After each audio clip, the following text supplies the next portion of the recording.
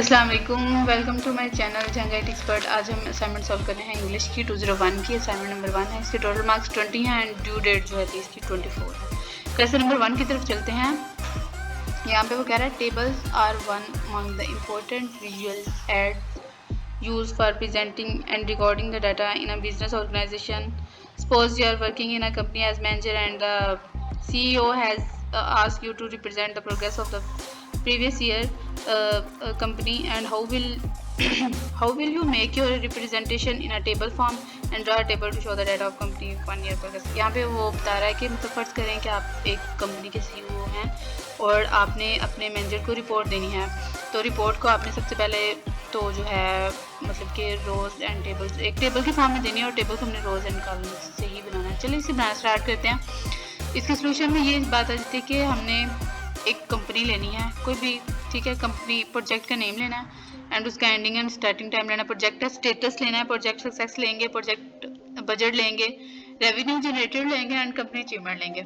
मैंने यहाँ पे अज्यूम की है एप्पल इंडस्ट्री की। एप्पल इंडस्ट्री का जो स्टार्टिंग एंड एंडिंग टाइम था इसका ये अप्रैल से स्टार्ट हुई है और ये जनवरी तक चली है एंड इसकी प्रोजेक्ट जो स्टेटस था वो कंप्लीटेड हो चुका था।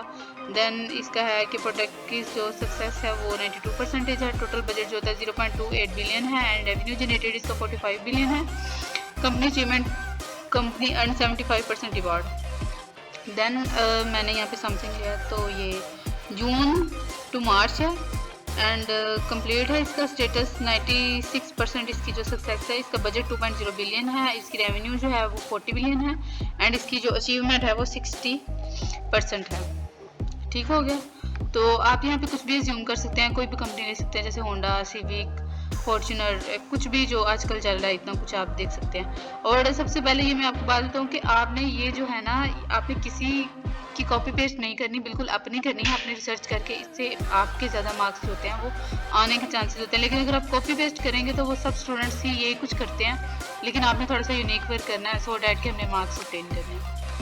एंड चलते हैं जी क्वेश्चन नंबर 2 की तरफ। और मैं एक और बात बताती हूँ आपको कि यहाँ पे जो मैंने एप्पल इंडस्ट्री यूम की है, मैंने क्या किया कि मैंने नेट से इसकी सारी जो है गूगल से इसको मैंने गूगल किया और वहाँ से मैंने इसकी सारी इन्फॉर्मेशन ली है।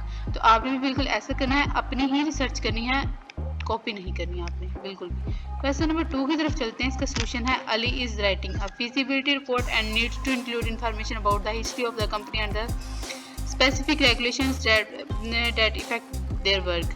Which section of report should include the information? यहाँ पे अली जो है उसने एक फिजिबिलिटी रिपोर्ट प्रिपेयर करनी है, ठीक है। हिस्ट्री ऑफ कंपनी, कंपनी की हिस्ट्री के बारे में कि वो कहाँ से स्टार्ट हुई, कहाँ पे एंडिंग, उसका मतलब कि स्टार्टिंग का ही बताना है ज़्यादा। तो यहाँ पे हम वो इंट्रोडक्शन बिल्कुल भी इसका नहीं बता रहे क्योंकि वो स्टार्ट की बात कर रहा है। उसे ये नहीं कहा कि कंपनी क्या थी, कैसे हुई, किसने बनाई, ये वो कुछ भी नहीं है, ठीक है। और बैकग्राउंड है और दूसरा कंक्लूजन है और तीसरा रिकमेंडेशन है हमारे पास। तो इंट्रो तो इसमें वो बिल्कुल भी नहीं दे रहा, वो हिस्ट्री की बात कर रहा है। हिस्ट्री हमेशा पिछली चीज़ की होती है सो डैट के वो उसका बैकग्राउंड बता रहा है। इस वजह से बैकग्राउंड जो है वो करेक्ट आंसर है। सेकेंड में हमारे पास रहता है it is customary to end a feasibility report by answering the decision maker markers question what do you think we should do. Sometimes feasibility reports related directly to the course of action and your study. Do this or don't this it. आपने बताना है। यहाँ पे वो कह रहा है कि क्या है, मतलब कि इफेक्ट के बारे में ही वो बोल रहा है कि आपको ये करना चाहिए या नहीं करना चाहिए।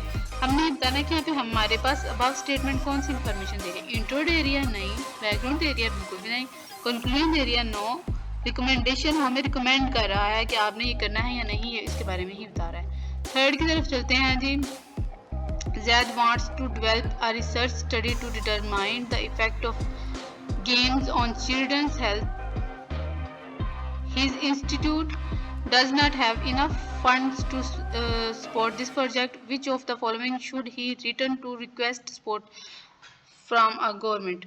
अली जो जैद है वो एक मतलब के रिसर्च पे वर्क कर रहा है जो कि है कि गेम्स पे जो बच्चों की वो हेल्थ है ना वो किस तरह से गेम्स होती है उन पे इफेक्ट कर रही होती है। तो उसकी जो है कंपनी वो उसके पास इतना फंड नहीं है तो वो गवर्नमेंट से क्या मतलब कर रहा है, वो रिसर्च प्रपोजल के लिए, ठीक है, प्रोग्रेस रिपोर्ट के लिए, बिजनेस लेटर है या उसकी फिजिबिलिटी रिपोर्ट है। बिल्कुल उसकी रिसर्च है क्योंकि उसने रिसर्च की है बच्चों के ऊपर। आप देख सकते हैं कहते हैं कि हर सवाल के अंदर एक जवाब होता है। बिल्कुल इसी तरह आप गौर करेंगे तो आपको सब कुछ समझ आएगा, लेकिन ध्यान से Fourth one is the document present the project parameters and define the potential solution to the defined problem or opportunity having।